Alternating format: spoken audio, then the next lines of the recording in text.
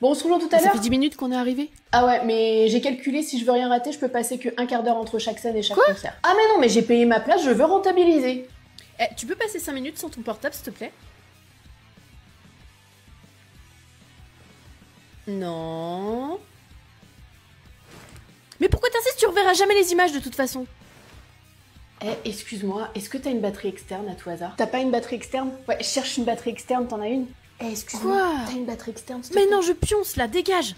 Waouh. Ouais, t'as vu ça un peu? Là, t'as tous les bracelets des éditions depuis 2013. J'en ai pas loupé une La seule. classe. Mais pourquoi il manque 2020? 2020. Je te laisse réfléchir un petit peu. Ok, là. Parfait.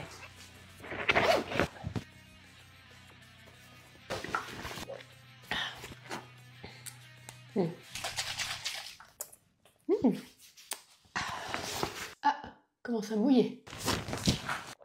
Excuse-moi, est-ce que t'as une batterie externe à tout hasard? Non. Bienvenue dans les Mimi Interviews, une série de vocaux pour les créatifs. Parce que fallait bien mettre les points sur les i, alors Mimi devient Mimi pour dévoiler ce qu'on ne voit pas toujours sur les réseaux. Des interviews courtes, créatives et sans détour, qui laissent place à l'introspection, à l'envers du décor et à ce qu'on vit vraiment quand on crée. Alors moi sur les réseaux sociaux, je me fais appeler la Dame Métal et comme son nom peut vouloir l'indiquer, je parle notamment de musique métal mais pas que. Je parle aussi de tout autre domaine qui peut graviter autour de ce genre musical, que ce soit dans la littérature, le cinéma et tout autre sujet de culture. Comment j'en parle et comment j'en discute, notamment sur les réseaux sociaux avec TikTok et Instagram, avec des vidéos de vulgarisation sur ce sujet ou des petits sketchs dans lesquels ma communauté peut se reconnaître ou la communauté métalhead peut se reconnaître. Sur Twitch, je fais de la réact de reportages ou de vidéos en lien avec le domaine, que ce soit la musique, des festivals, la mode, le tatouage, le cinéma, etc.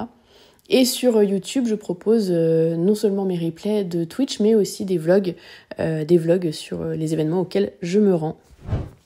Donc, est-ce que c'est compliqué de créer dans une niche comme la mienne? C'est vrai que quand j'ai décidé de me lancer dans cette niche et que j'en ai parlé aux gens, les gens se sont plutôt demandé effectivement de quoi j'allais parler, puisque la première chose qui vient en tête, c'est surtout la musique.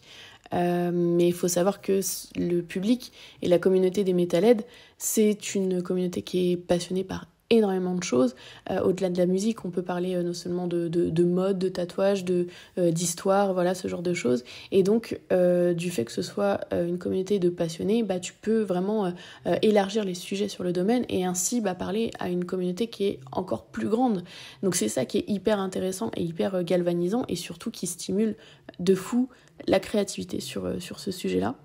Et moi, je suis partie vraiment dans cette idée que j'avais envie de parler de musique métal, mais j'avais surtout envie de parler de tout ce qui gravite autour, parce que n'étant pas musicienne, et comme beaucoup de métalheads, il y a beaucoup de métalheads qui sont pas du tout musiciens, et en fait, comme ces gens, il y a plein de choses qui nous plaisent dans ce domaine, et en fait, c'est de mettre en lumière tout ça, y faire honneur. Et la deuxième chose aussi, c'est que c'est un domaine qui est toujours actif, donc il y a toujours de l'actualité sur les groupes, les concerts, les tournées, les festivals, les événements et encore plein d'autres choses qui sont toujours d'actualité, enfin qui arrivent et dont il faut parler et dont on parle. Donc ça permet également de pouvoir élargir les sujets et en parler et en parler. Alors en quoi mon contenu peut être intéressant pour les artistes? En fait, faut bien comprendre qu'aujourd'hui, un groupe, quand il veut faire connaître sa musique, les réseaux sociaux, ça va devenir vraiment un des canaux les plus importants dans sa communication, déjà pour lui-même, pour promouvoir sa musique, mais aussi et potentiellement les tournées de ses concerts, promouvoir aussi ses clips et faire part de l'actualité, de sa propre actualité. Et les créateurs de contenu vont venir en complémentarité de cette communication. C'est hyper intéressant dans le sens où ces créateurs de contenu ont pu rassembler à travers les mois une communauté qui est super ciblée et qui va avoir notamment les mêmes goûts musicaux que lui. Donc il y a un certain lien de confiance et d'engagement avec sa propre communauté et c'est ça qui va être intéressant pour les artistes qui vont pouvoir se diriger vers des créateurs de contenu qui apprécie réellement leur musique et qui du coup va pouvoir la proposer à sa communauté.